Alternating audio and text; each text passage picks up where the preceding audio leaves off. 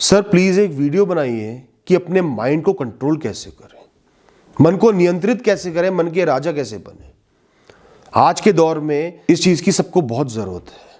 जितना अपनी बुद्धि को, अपने माइंड को पकड़ने की कोशिश करोगे, रेजिस्ट करोगे, नियंत्रण में लाने का प्रयास करोगे, वो उतना ही तेज तुमसे आगे भागेगा, उतनी मजबूती के साथ तुमसे आगे हो जाएगा। Your mind is always a step ahead of you.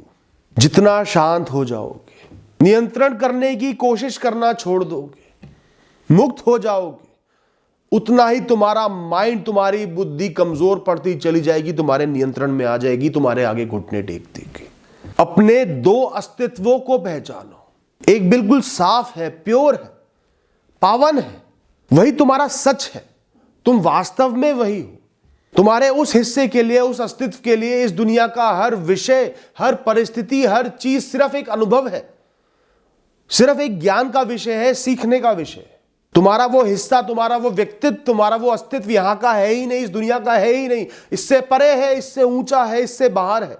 वो सिर्फ इस शरीर में आकर इस कैरेक्टर को जी रहा है। उसके लिए इस शरीर का कोई मूल्य नहीं है, इस जीवन का कोई मूल्य नहीं है, ज्यादा मूल्य नहीं है। उसको ये कार्य, जीवन रूपी कार्य सौंपा गया है, तो वो इसमें शामिल होकर, इसमें बंध कर इसको जी रहा है।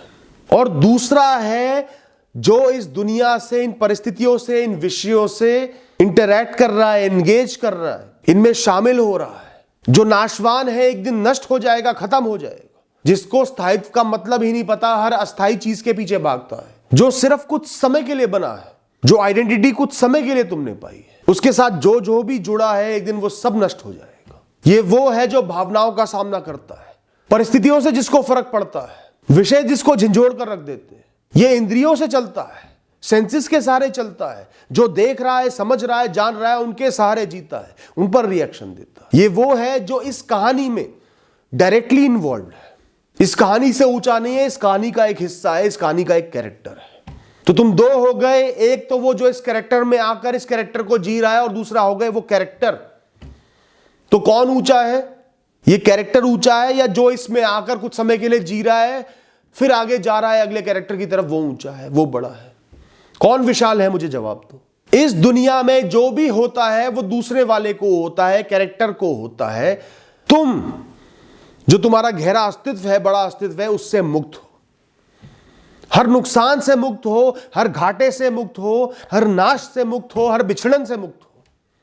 तुम्हें कुछ नहीं छू सकता। हर दुख, सुख, सफलता, असफलता, खुशी, डर या आनंद सिर्फ इस दूसरे वाले का है, जो अस्थाई है, जो कुछ समय के लिए बना है, जो दुनिया से जुड़ा हुआ है, लिप्त है दुनिया के विषयों में। तो अगर तुम दो हिस्सों में भी बटे हुए हो, दो अस्तित्वों में बटे हुए हो, तो पहले वाला ऊंचा है और दूसरे वाला नीचा है, वो कम है। तो दूसरे वाले से थोड़ा सा डिटैच्ड होना है और ऊंचे वाले से थोड़ा सा अटैच्ड होना है, क्योंकि दुनिया में लिप्त इंसान दूसरे वाले में फंसा रहता है। उसको ऊपर वाले का एहसास करना पड़ता है, अपने सही अस्तित्व का, गहरे अस्तित्व का एहसास करना पड़ता है। तो जब तक इसमें लिप्त रहोगे, थोड़ा सा दूरी नहीं बनाओगे, उस ऊपर वाले का एहसास नहीं करोगे, उस बेहतर वाले का एहसास नहीं करोगे। और जब तक उस बेहतर वाले का एहसास नहीं करोगे, तो इससे दूरी नहीं बना पाओगे, इसी में फंसे रहोगे। तुम्हें इस कहानी में, इस कैरेक्टर में ऐसे जीना है, तुम एक देवता हो, एक गाइडिंग एंजल हो, जो इस कैरेक्टर का सपोर्ट कर रहे हो, इसको सही रास्ता दिखा रहे हो, इसकी मदद कर रहे हो। ये कुछ समय के लिए अस्तित्व में आया है, इसको सही राह दिखाऊंगा, सही तरीके से चलवाऊंगा। तुम इसके गाइड हो और कुछ भी नहीं हो। तुम ये नहीं हो, तुम जीता हुआ ये मनुष्य, सांसों का मोहताज, शरीर का मोहताज जो है, वो नहीं हो। तुम उसके गाइड हो। तुम गोटी नहीं हो जो चल रही है, तुम गोटियों को चलाने वाले हो। तुम खेल नहीं हो, खेल को खेलने वाले हो। वो जिनसे भी जुड़ा हुआ, जिनसे भी अटैच्ड है, जिनमें भी लिप्त है, वो है, अस्थाई रूप से है, क्योंकि वो खुद अस्थाई है। तुम लिप्त नहीं हो। तुम्हें तो पता है सब आना जाना है, सबसे बिछड़ना है, सब नाश हो जाना है। ये खेल है। वो जो जी रहा है, वो जो कैरेक्टर है, वो एक मासूम बच्चा है, जो हर वस्तु, विषय, इंसान में लिप्त हो जाता है, अटैच हो जाता है, उनका बन जाता है। तुम सत्य हो जो हमेशा एक सा रहता है, जो बहते चले जाता है, जिसके बहाव को कोई रोक नहीं सकता, जो अटल है, अपूर्व है, शाश्वत है। तुम सत्य की वो धारा हो जो दुनिया की गंदगी में लिप्त इस इंसान की मदद करेगा, इसको साफ करेगा, स्वच्छ करेगा, सही राह दिखाएगा। सबसे पहले जानो कि इस दुनिया के हर दुख का, हर परेशानी का, मानसिक कमजोरी का कारण क्या है। एक ही कारण है जिसका किसी को एहसास नहीं है, पर वो उसमें लिप्त है, इस वजह से इस दुनिया में बंधा हुआ है, फंसा हुआ है, दुखी है, परेशान है। वो है मोह, अटैचमेंट, सेंस ऑफ बिलोंगिंगनेस। ये मेरा है। एक पापी तो हो गया मैं का भाव, और दूसरा पापी हो गया मेरा। मेरा एक ऐसा बच्चा है जिसका जन्म दो राक्षसों से हुआ है, मैं का भाव और इस दुनिया के नाशवान अस्थाई विषय। तो अटैचमेंट के कुछ बच्चे हैं, सेंस ऑफ बिलोंगिंगनेस, मेरा, किसी भी विषय वस्तु इंसान को नियंत्रित करने का भाव, कंट्रोल करने का भाव, मेरे हिसाब से हो, मेरे हिसाब से चले, परिस्थितियां मेरे हिसाब से आए, सब कुछ स्थायी करवाने की कामना, ये परमानेंट रहे, अभी हमेशा हमेशा के लिए मेरा हो जाए, अभी हमेशा हमेशा के लिए मेरे पास रहे। और उस हमेशा की वजह से उसको खोने का डर, और किसी भी चीज में, विषय में, वस्तु में इंसान के साथ बहुत कंफर्टेबल हो जाना, आदी हो जाना, आदत डाल लेना कि उसके बिना मैं नहीं जी सकता।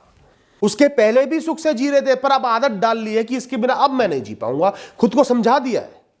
वो इन सब को जन्म देता है, इन सब बर्बादियों को, दुखों के विषयों को। यही सब डर का, एक्सपेक्टेशंस का, चिंताओं का, अवसाद का कारण है।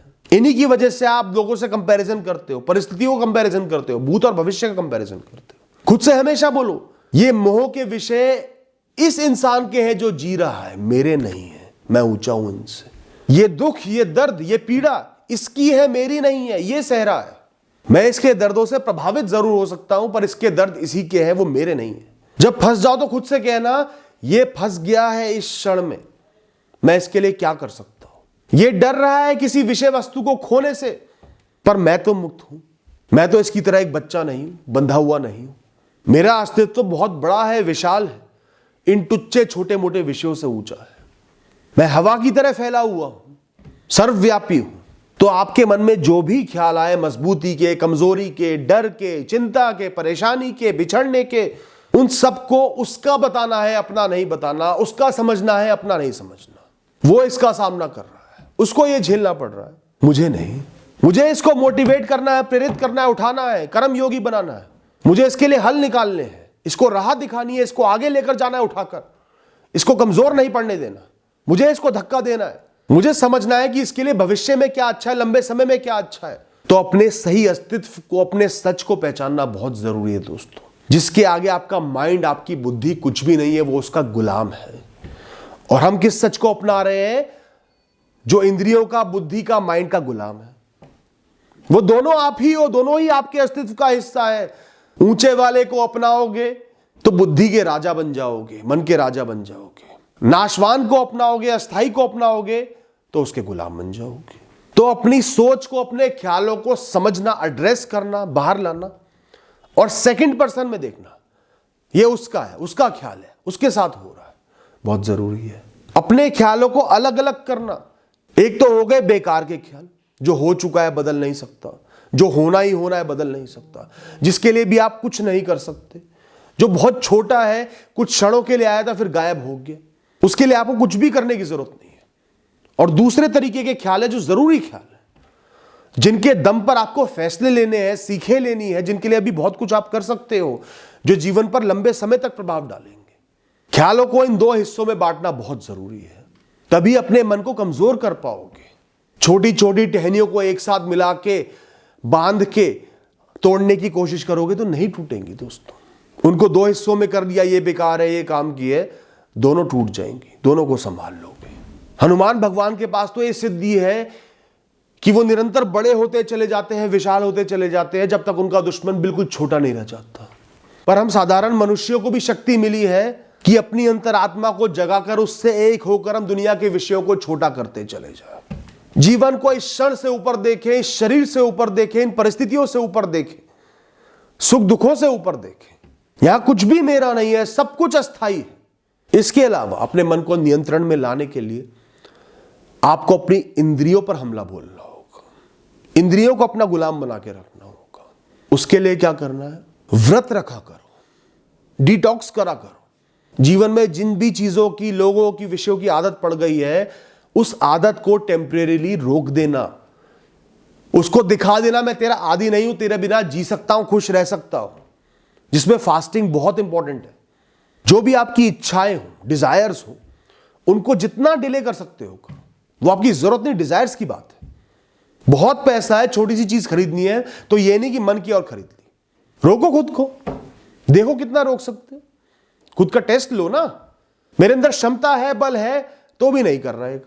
दोस्तों, इनपुट पर, दुनिया में रहते हुए, कैरेक्टर को जीते हुए, इनपुट्स पर तो आपका कंट्रोल नहीं है। जो भी विषय वस्तु आपकी इंद्रियां महसूस कर रही हैं, देख रही हैं, पर आउटपुट पर आपका कंट्रोल होना चाहिए। आपका आउटपुट जो आपसे बाहर निकल रहा है वो बहुत कीमती है। हर शब्द मोती का है, वो बिना बात के नहीं निकलना चाहिए, वो बेकार नहीं होना चाहिए इस दुनिया की तुच्छ चीजों पर। अपने एफर्ट्स, अपनी एनर्जी, अपने शब्द आपको किसी पर भी वेस्ट नहीं करने। सबसे पहले मूल्यांकन करो उस स्थिति का, उस विषय का, उस इंसान का, कि उसकी औकात भी है कि आप उसको जवाब दो, रिएक्ट करो। नहीं है तो भाड़ में जाए, हट। है तब दो, सोच समझ के दो। कुछ भी आपके सामने हुआ, कोई भी परिस्थिति आई, उस पर रिएक्शन देने की जल्दी नहीं करनी, खुद को स्लो डाउन करना है, थोड़ा धीमा करना है। जहां तुरंत रिएक्शन दे रहे हो वहां खुद को चंद सेकंड देने, जहां चंद सेकंड में रिएक्शन दे रहे हो वहां चंद मिनट खुद को दो। उस समय में अपने पूरे भविष्य का सोचो, भविष्य पर इस काम का क्या प्रभाव पड़ेगा, ये काम आपके लिए सही है कि नहीं है, आपके उसूलों के साथ है नहीं है, इतना सोचना जरूरी है। Slow down your reaction time, ऐसे बनोगे मन के राजा। और ये सब प्रैक्टिस से होगा। सबसे जरूरी है समझना कि ये मेरे लिए अच्छा है, फिर प्रैक्टिस करना, गिर के उठना, गलती करके सुधरना। आपको अपने आप से कमिटमेंट करना है कि मैं मुक्त जीवन जीऊंगा, आई विल लिव फ्री, किसी बोझ को अपने ऊपर नहीं आने दूंगा। मेरे जीवन का सबसे बड़ा मकसद है मन की शांति। हर विषय वस्तु पैसे से ऊपर है मन की शांति, एक शांत खुशहाल जीवन जीना, चाहे कम हो चाहे ज्यादा हो। इसे अपना मकसद बना लो, हर सुबह इसका एहसास करो, देखना मन कितना नियंत्रण में रहेगा। Live with a purpose, live with a mission, अगर मन को अपने बस में करना है। दोस्तों, स्विचिंग थॉट्स, ख्यालों को आगे पीछे करना, अपनी मन मर्जी के ख्यालों को सोचना, और जो ख्याल अच्छा नहीं है उसको साइड हटा देना, ये बहुत जरूरी है।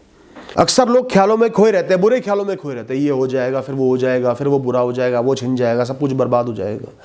खुद को रोकना, जगाना कि ये सिर्फ एक ख्याल है, उठाई गिरा उल्टा सीधा बेकार का ख्याल है। कोई कीमती चीज सोचनी है जो मुझे कर्ता बनाए, कर्म करने में मदद करे, या कम से कम एक मुस्कान तो दे जाए। ऐसे ख्यालों को आगे लाओ, काम के ख्यालों को आगे लाओ। अब मुझे क्या करना है, क्या जरूरी है, क्या खुशी के कारण है जीवन में। तो switching thoughts is very important. उससे आप ओवरऑल पॉजिटिव रहोगे। आपका मन जो ख्याल बनाने की फैक्ट्री, आपको भ्रमित नहीं कर पाएगा, अपने ख्यालों में उलझा नहीं पाएगा। आप अवेयर रहोगे। You have to be mindful of the present moment. हर समय जागे रहो, उस क्षण में मौजूद रहो, क्या हो रहा है उस क्षण से ऊपर उठ के खुद को देखो, अपने ऊंचे व्यक्तित्व को समझते हुए कि ये कैरेक्टर जी रहा है, इस परिस्थिति में जी रहा है, इसको संभालना है, इसको समझाना है, मैं ये नहीं हूं। Thank you and all the best.